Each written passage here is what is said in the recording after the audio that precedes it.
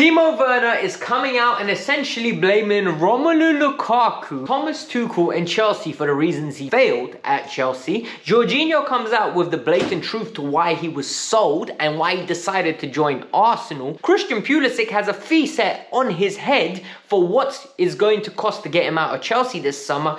And finally, some amazing news. N'Golo Kante is pictured in training, and more importantly, he's close to signing a new deal. You know what it is. It's positive news. Thank God I don't need to talk about Potter in today's video. I don't even want to mention his name, but let's get on with this video.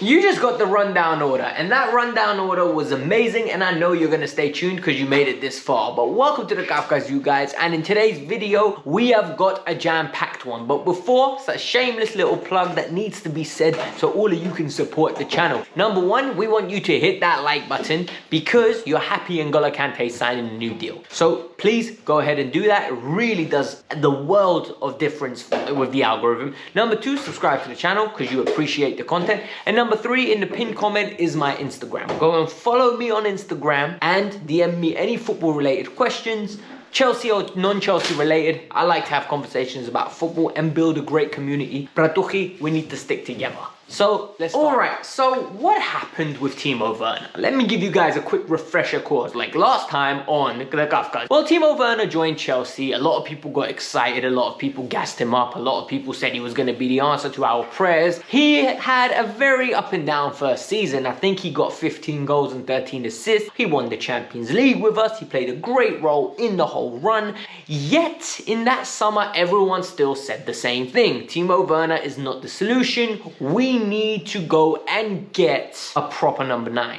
He cannot finish chances, he misses too many opportunities, but the guy was a frequency of chances machine. Like, he got so many just purely based on his movement and in and around. He caused chaos by just running. Like, honestly, people did not know what to do with him. Technically, horrible footballer. Physically, top football. Yet, we got Romelu Lukaku, and it didn't work out for both parties. Romelu's now at Inter. Timo Werner's back at Leipzig. He's scoring the goals. And what has he said now? Well, he said that he didn't feel like he was honoured. He did not feel like he was honoured. This is a report that came out by ESPN with the quote. He said he didn't feel like he was honoured by Chelsea. He did not feel like he was made an important piece of the jigsaw. They won the Champions League, and instead of backing him, they went and got Romelu Lukaku for 120 million euros. And the 120 million euros essentially meant that Timo Werner went from being the top dog to actually having to be a defensive dog, in the sense that he ends up being backup to Romelu Lukaku because Lukaku has to play due to the fee, and it made him feel unwanted. And this is actually not true. If Timo Werner scored his chances, though, at the frequency that he was doing at Leipzig, Lukaku never gets signed. Thomas Tuchel continues to play him. The problem was Werner missed so many gilt-edge opportunities to the point where you could make a compilation of how did he miss those. And whilst Werner, if he had the penalties, most probably would have ended up getting around about 24, 25 goals, and everyone would have been happy with that. It wasn't sustainable. He wasn't good enough technically to play in the Premier League. That's my personal opinion. He needs the space in behind. He needs to be able to run at full tilt. Did Chelsea play to his strengths? No. But is every team in the world that you're going to play and want to play to your strengths? No. Sometimes you have to just suit some teams and not suit others. And in this case, he suits Leipzig. He doesn't suit Chelsea. And you know what? I expected better from Timo Werner. This just sounds like sour grapes to me, and I prefer the sweet ones. So Jorginho has went and joined the north side of London. He went and joined the proper team in North London, let's be honest. Arsenal, not Spurs. But when he went there, everyone was shocked. Everyone was like, what's going on? Why is Jorginho leaving? This is Chelsea getting £12 million. This is great for business. Financially speaking, it's phenomenal business, considering he had 6 months left on his deal. But Jorginho has now come out and given us some clarity behind the story. He spoke to Football Italia, and he expanded that he decided that he needed to leave because the club made it clear to him he wasn't getting a new deal.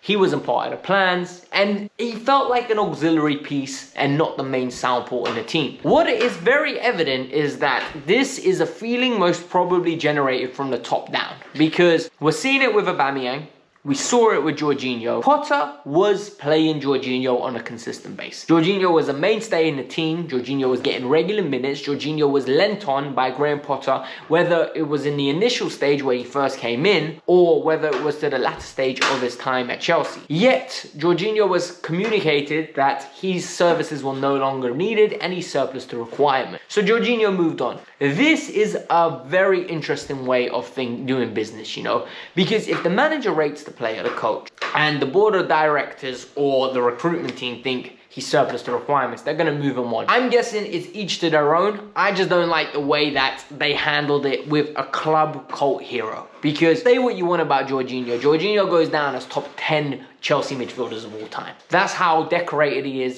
He came third in the Ballon d'Or. He won the Champions League, he won a Club World Cup, he won a Super Cup, he went to numerous finals. He was pivotal in a lot of good teams. And people just don't give him the respect that he deserves. I always will. Jorginho, I'm happy for you. I hope you have a good season at Arsenal. And a part of me wishes you well, but the other half that is a Chelsea fan and not a football fan says, you know what? I don't want you winning no league title because I don't know any City fans. There's no banter for me. Like, if an Arsenal win it, my whole group chat is cooking me for the whole year. I can't have that. On to the next big story, and that's about N'Golo Kante. Look, guys, I don't think it's an understatement when I tell you if N'Golo Kante doesn't get injured, I still believe Thomas Tuchel's still win the job. Like, genuinely, a fit N'Golo Kante turns this team from top 4 battle to a top 2 team competing for the league. That's how good N'Golo Kante is. N'Golo Kante enables the whole team basically to do their jobs at a more efficient rate because of the way he wins the ball so high up, gets the ball to the attackers quickly, carries the ball from different areas, and more importantly, recovers the ball when we are out of possession. He covers ground, gets stuck in, and he actually doesn't get enough credit for his on-the-ball ability. No, he is not Thiago Alcantara at Liverpool with his passing attributes, but you know what he is? He's a great ball carrier and he knows when to release the ball. He does the simple things to such a high standard that it is viewed as an asset. And N'Golo Kante now is back in training. He's got pictured today doing the warm-up with the whole first team squad. Matt Law has come out with an article suggesting that he is very close to re-signing on a new contract. And this is very interesting. If it was the debate between keeping Jorginho and Kante, I think the club made the right decision. But at the same time, I think both players had a role to play.